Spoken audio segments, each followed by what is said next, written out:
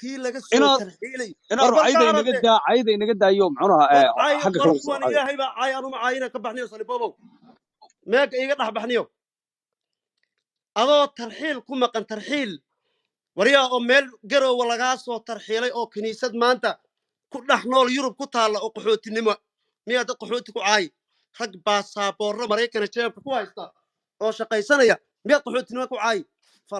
falastiin dhalay baa tahay oo midgaana war dhulkaagii garaadkaagii intuu yurub ku dhintay ku dardaarmay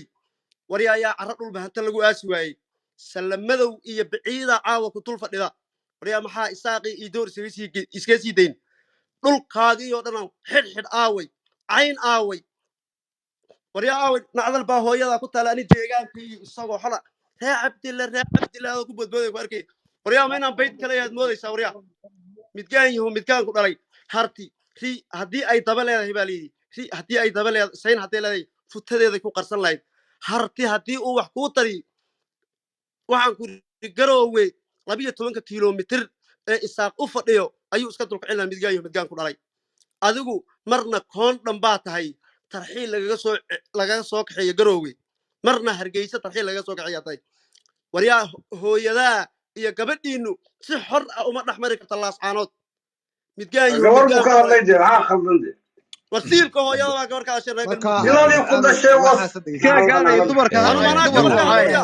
اللي هو مود كرينا ونيكو ما عين مود قال دغيس اللي هو مود كرتي ما حد يخلط ما مقلس adigu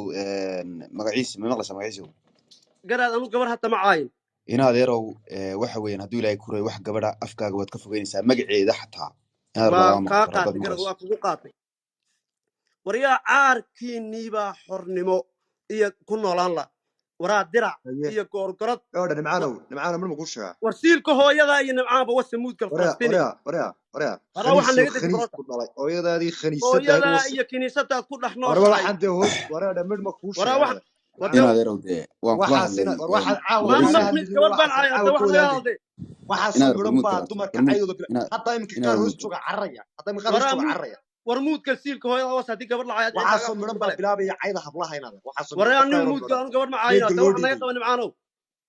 way nimayo dhageysta ma maqlaysaa qofka sid waa qofka waxa loo عرض فوق ينادر ما يمقلسها بتروش